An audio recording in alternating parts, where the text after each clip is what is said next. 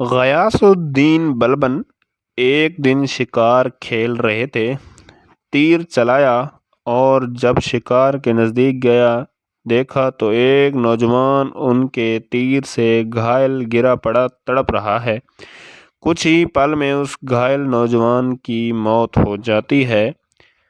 پتہ کرنے پر معلوم ہوا کہ وہ پاس کے ایک ہی گاؤں میں رہنے والی بزرگ خاتون کا اکلوتا سہارا تھا اور جنگل سے لکڑیاں چن کر بیچتا اور جو ملتا اسی سے اپنا اور اپنی ماں کا پیٹ بھرتا تھا۔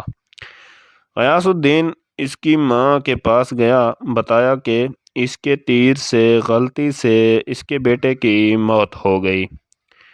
ماں روتے روتے بے ہوش ہو گئی۔ پھر غیاث الدین نے خود کو قاضی کے حوالے کیا اور اپنا جرم بتاتے ہوئے اپنے خلاف مقدمہ چلانے کی آزادی دی۔ قاضی نے مقدمہ شروع کیا، بوڑھی ماں کو عدالت میں بلایا اور کہا، تم جو سزا کہو گی وہی سزا اس مجرم کو دی جائے گی۔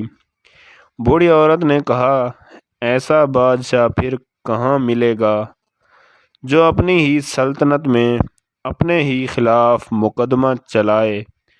اس غلطی کے لیے جو اس نے جان بوجھ کر نہیں کی، آج سے غیاث الدین ہی میرا بیٹا ہے اور میں اسے معاف کرتی ہوں۔ قاضی نے غیاث الدین کو بری کیا اور کہا، اگر آپ نے عدالت میں ذرا بھی اپنی بادشاہت دکھائی ہوتی تو میں اس بڑھیا کے حوالے نہ کر کے خود ہی سخت سزا دیتا۔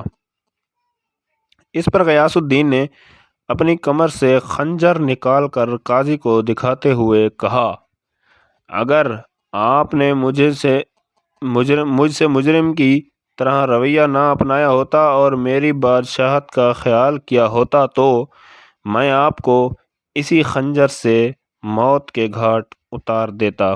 یہ راز تھا مسلمانوں کا دنیا پہ حکومت کرنے کا۔ اگر آپ کو یہ کہانی اچھی لگی ہے تو لائک اور سبسکرائب کر دیں۔ شکریہ۔